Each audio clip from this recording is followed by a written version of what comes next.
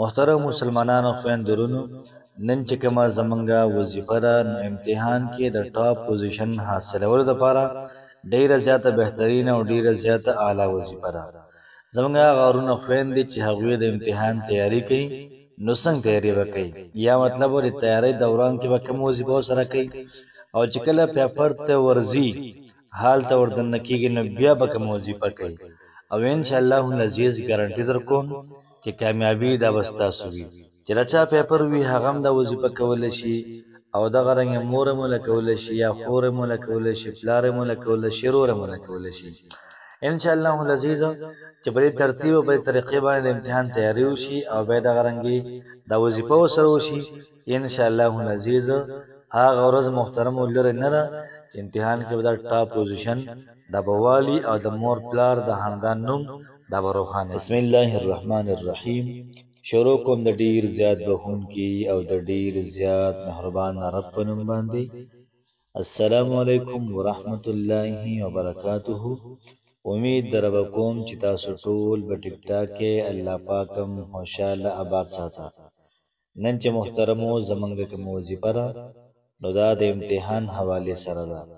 هغه طلبه هغه طالبات چې هغوی د امتحان تیاری کوي، نو زه ول مشوره کوم چې په دې ترتیب باندې او په دې طریقې باندې تاسو د امتحان تیاری وکړئ.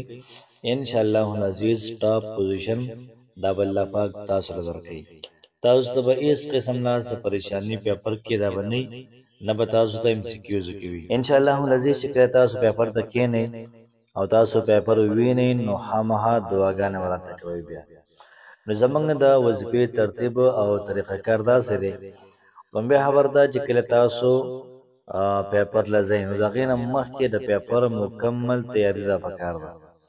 یو وظیفه الله پاک نبي کریم صلی الله علیه و وسلم ته ښودلې وه، وقل ووایه پیغمبره ربي زدني علما، الله پاکه زما علم سیوا کړي. نو چې کله تا سټډي وکړله او ښه ستړی شوي یا ستړی شوي نو بیا د هغې نه بعد ربي زدني علما دا ورپسې 121 پیرې ووایه. چې کله سټډي دې وکړله او د هغې نه بعد کتابونه بندی ویده کېږي یا بل څه کار کوي 121 پیرې ربي زدني علما دا ووایه، او 2 پیرې حسبنا الله ونعم الوکیل ووایه. چې کله ته پیپر له روانېږي نو ته به 100% ښه شوری او مطمئنې چې یاره ما ښه صحیح تیاري کړې ده. داسې یو مسټیک مانه پاتې شوی نه دی، یا داسې مطلب یو څیز مانه پاتې شوی نه دی چې هلته کې پیپر کې به راغلی. نو 100% تیاري محترمو دا پکار ده، ځکه چې دا پر به حالونه دا لږ به سخت وي.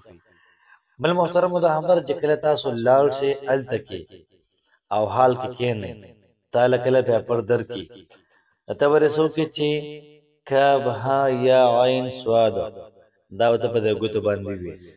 دې قچې نه به شروع کړي د ښي لاسه کاف ها یا عین سواد، کاف ها یا عین سواد دا دی ویلي. نو دا په ګوتو باندې 15 پیرې داسې برابر کړئ.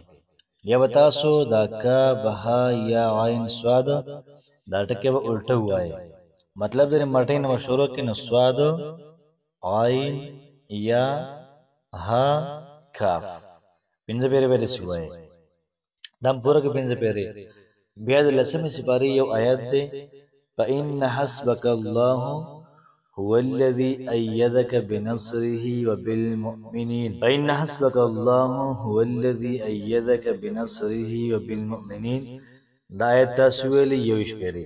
بیا به د هغې نه بعد تاسو دا آیت په ځان باندې دم کوئ او ربي زدني علما دا به یو پیره ووایئ او پیپر کولاو کې بسم الله به ووایئ او شروع به واچوئ. انشاءالله العزیز 100% ګارنټي در کوم چې الله پاک به تعالی په امتحان کې ټاپ پوزیشن دا به درکوي. ولې؟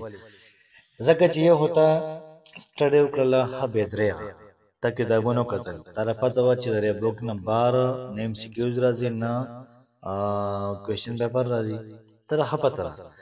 نو ته مکمل تیاري دې وکړه. بیا کو تاسو ګورئ موږ د وظیفه دې لپاره کوو چې کم څه موږ وګورو دغه الله پاک رعایت کوي موږ ته.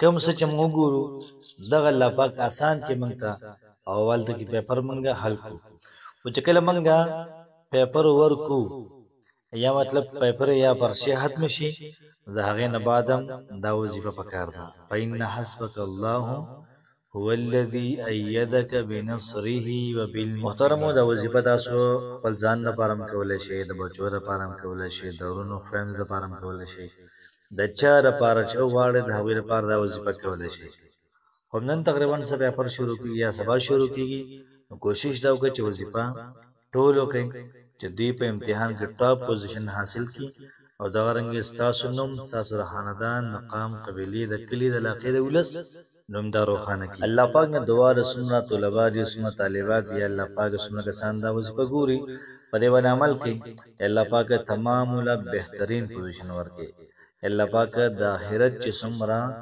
تیارې د هغه موږ ته نصیب کړي د قبر چې څومره تیارې د هغه موږ ته نصیب کړي الله پاک په دنیا کې څومره امتحانات دي هغه کې موږ او زموږ تمام کتونکي را پاس کړي الله پاک په آخرت کې کوم امتحان دی هغه موږ ته یا الله پاک آسان الله پاک هم خوشحاله آباد ساته السلام علیکم ورحمت الله وبرکاته